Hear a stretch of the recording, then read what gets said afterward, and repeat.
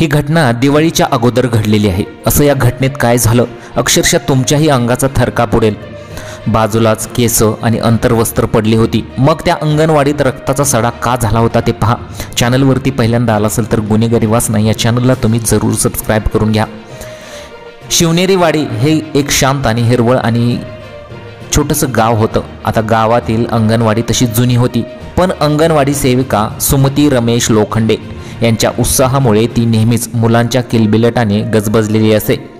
सुमती वयवर्ष 30, गावातील प्रत्येक घरात ओळखली जाणारी आणि हसऱ्या चेहऱ्याची आणि मनमिळावू बाई। तिच्या कामात कधीच कसूर नव्हती। सकाळी नेहमीप्रमाणे 9 वाजता घरातून अंगणवाडीसाठी निघाली। घरात तिचा पती रमेश आणि सासू होत्या। तिने जाताना आज लवकर येईन असे सांगितले होते। दुपार झाली पण सुमती परतली नाही। संध्याकाळचे 5 वाजले तरी ती दिसेना। घरात सर्वांना काळजी वाटू लागली। रमेशने सुरुवातीला अंगणवाडीत काम असेल म्हणून धीर धरला, पण सायंकाळी 7 वाजताही सुमती घरी न आल्याने त्यांना राहवले नाही। रमेशने आपले शेजारी दत्ता आणि सुमतीच्या वहिनीला सोबत घेतले आणि अंगणवाडीच्या दिशेने धाव घेतली। आणि तो प्रकार अक्षरशः त्यांनी जे पाहिला त्यांच्याही पायाखालची जमीन सरकली। त्यांना सुद्धा एक मोठा धक्काच बसला। संपूर्ण महाराष्ट्र अक्षरशः हादरून गेला। असं या घटनेमध्ये मग काय घडलं होतं हे तुम्हाला बघावंच लागेल। सुमतीचा फोन लागतोय का बघ, वहिनीने जाताना विचारले। फोन चालू आहे पण कोणी उचलत नाही, रमेशने चिंतेत उत्तर दिले। अंगणवाडीच्या जुन्या इमारतीजवळ ते पोहोचले तेव्हा त्यांना दिसले की अंगणवाडीच्या मुख्य दाराला बाहेरून एक मोठे कुलूप लावलेले आहे। अंगणवाडी बंद आहे। सुमती कुठे गेली मग, दत्ताने विचारले। मग अक्षरशः जेव्हा त्यांना पुढील घटना समजली, पुढील जे दृश्य त्यांना दिसले त्यांच्यासुद्धा पायाखालची जमीन सरकली। असं या घटनेत काय घडलं होतं आता ते तुम्ही पहा। सर्वांच्या मनात शंकेची पाल चुकचुकली। सुमती कधीच मुलांना सोडून किंवा कुलूप लावून कुठेही जात नसते आणि गेली तर चावी घरात ठेवून जात असते। रमेशने लगेच सुमतीच्या इतर मैत्रिणींना फोन केले। एका मैत्रिणीने सांगितले की सुमतीने सकाळी 10 वाजता अंगणवाडीच्या पोषण आहार ग्रुपवर काही मुलांचे फोटो आणि पोषण आहाराच्या साहित्यांची नोंद अपलोड केली होती। प्रत्येक अंगणवाडी ज्या कर्मचारी महिला असतात त्यांचा एक ग्रुप असतो। मग सुमतीने सुद्धा तिचा सुद्धा असाच एक ग्रुप होता। रमेशने लगेच सुमतीच्या इतर मैत्रिणींना फोन केला।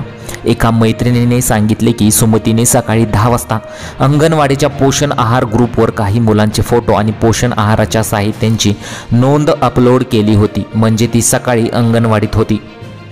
ही माहिती मिळाल्यावर अंगणवाडीत काहीतरी गडबड आहे याची खात्री झाली।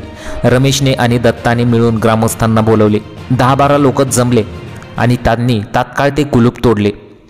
लाकडी दार उघडताच आतलं दृश्य पाहून ग्रामस्थांच्या पायाखालची जमीन सरकली। आता सगळीकडे फरशीवर भिंतीच्या पायथ्याशी रक्ताचा सडा पडलेला होता।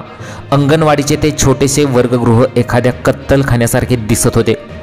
ओ मॅडम, हे काय झालं, वहिनीने किंचाळली आणि तोंडावर हात ठेवला। प्रत्येक ठिकाणी रक्त पसरले होते। फरशीवर रक्त गोठलेले दिसत होते, जणू काही वेळ पूर्वीच ही घटना घडली असावी। त्या खोलीत सुमती नव्हती, पण तिथे रक्ताच्या थारोळ्यात सुमतीच्या डोक्याचे केस आणि तिथेच अंतर्वस्त्र विखुरलेले होते। सर्वात धक्कादायक गोष्ट म्हणजे फरशीवर एका कोपऱ्यापासून दारापर्यंत रक्ताने माखलेल्या एखाद्या देहाला ओढत नेल्याच्या स्पष्ट खुणा दिसत होत्या। रमेश हबकला। तो धावत बाहेर आला आणि जोरजोरात किंचाळू लागला। ग्रामस्थांनी कसेबसे त्याला सावरले। कोणत्या तरी विकृत अमानुष कृत्याची ही निशाणी होती। शांत शिवनेरी वाडीवर ही भीषण घटना घडल्याचे लक्षात येताच तात्काळ पोलीस पाटील आणि पोलिसांना कळवण्यात आले।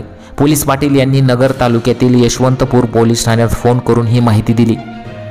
माहिती मिळताच सहाय्यक पोलीस निरीक्षक कदम तिथे आले। त्यांनी पाहिलं आणि त्यांच्याही पायाखालची जमीन सरकली। त्यांनी अंगणवाडीचे दृश्य पाहिले आणि घटनेचे गांभीर्य ओळखले। तात्काळ वरिष्ठ अधिकाऱ्यांना कळवा, श्वान पथक आणि फॉरेन्सिक टीमला बोलवा। API कदम यांनी आदेश दिला। पोलिसांनी परिसराची पाहणी सुरू केली। अंगणवाडीपासून काही अंतरावर शेताच्या बांधावरून काहीतरी जड वस्तू ओढत नेल्याच्या रक्ताच्या खुणा दिसत होत्या। या खुणा थेट गावातील छोट्या बंधाऱ्याकडे जात होत्या। दरम्यान रात्री उशिरा पोलीस अधीक्षक देशमुख यांनी स्वतः घटनास्थळी भेट दिली आणि तपासाची दिशा ठरवली। हा खून आहे आणि पुरावा नष्ट करण्याचा प्रयत्न झालेला आहे। आरोपी याच गावातला किंवा परिसरातला असावा। सगळ्या खुणा बांधाऱ्याकडे जात आहेत। तिथे शोध घ्या. SP देशमुख यांनी कठोर आदेश दिले. शोध मोहिमेसाठी रात्रभर दिवे लावले गेले. पोलीस आणि ग्रामस्थ बंधाऱ्याच्या कडेला कसून शोध घेत होते. श्वान पथकानेही त्याच बंधाऱ्याच्या दिशेने संकेत दिले. दुसऱ्या दिवशी पहाटे साधारण 5 वाजायच्या सुमारास बंधाऱ्याच्या पाण्यात झाडाझुडपांमध्ये सुमतीचा मृतदेह तरंगताना आढळून आला. सुमतीच्या मृतदेहाची अवस्था पाहून सर्वांच्या डोळ्यात पाणी आले. तिच्या शरीरावर आणि डोक्यावर गंभीर जखमा होत्या. मृतदेह पाण्यातून बाहेर काढण्यात आला आणि शवविच्छेदनासाठी शासकीय रुग्णालयात पाठवण्यात आला. पोलिसांनी तात्काळ तपासाची चक्रे फिरवली. अंगणवाडी परिसरातील प्रत्येक व्यक्तीची चौकशी सुरू झाली. स्थानिक गुन्हे शाखेचे LCB म्हणजेच पथकी समांतर तपास करत होते.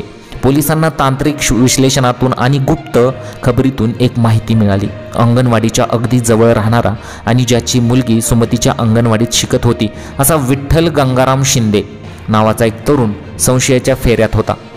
विठ्ठल शिंदे हा दिसायला साधा भोळा पण काहीसा तापट स्वभावाचा होता. LCBच्या पथकाने त्याला रात्री ताब्यात घेतले आणि ती माहिती मग समोर आली. त्याची सुरुवातीला कसून चौकशी केली. सुरुवातीला त्याने काहीही कबूल केले नाही, पण पोलिसांनी जेव्हा पुरावे दाखवले तेव्हा तो पूर्णपणे ढासळला. त्याने पोलिसांना गुन्ह्याची कबुली दिली. त्याने सांगितले की गुरुवारी दुपारी सुमतीने मला माझ्या मुलीचा पोषण आहार घेऊन जाण्यासाठी अंगणवाडीत बोलवले होते. तो दुपारी 2 वाजायच्या सुमारास अंगणवाडीत गेला. त्यावेळी सुमती एकटीच होती. त्याला एकटी पाहून त्याची नियत फिरली. त्याने सुमतीवर अत्याचार करण्याचा प्रयत्न केला. सुमतीने त्याला जोरदार प्रतिकार केला आणि आरडाओरडा करू लागली. विठ्ठल घाबरला. प्रतिकारामुळे झालेल्या झटापटीत त्याने सुमतीचे डोके बाजूला भिंतीवर जोरात आपटले. डोक्याला मार लागल्याने सुमती जागीच बेशुद्ध पडली आणि तिचा जागीच मृत्यू झाला. यानंतर पुरावा नष्ट करण्याच्या हेतूने विठ्ठलने सुमतीच्या मृतदेहाला फरफटत नेले आणि बंधाऱ्याच्या पाण्यात फेकून दिले. हा सगळा प्रकार त्याने एका पोषण आहाराच्या निमित्ताने केला होता. एका निष्पाप अंगणवाडी सेविकेचा खून केवळ अत्याचाराला विरोध केल्यामुळे झाला होता. मग दिवाळीच्या तोंडावर शिवनेरी वाडीत घडलेल्या या हृदयद्रावक घटनेने संपूर्ण महाराष्ट्रात संतापाची लाट उसळली. हे समजताच आपल्या कामावर निष्ठा ठेवणाऱ्या महिलांच्या सुरक्षेचा पुन्हा प्रश्न एकदा ऐरणीवर आला. पोलीस प्रशासनाने त्वरित कारवाई करून आरोपीला अटक केली असली तरी सुमतीच्या कुटुंबाला आणि शिवनेरी वाडीला झालेला हा आघात कधीही न भरून येणार आहे.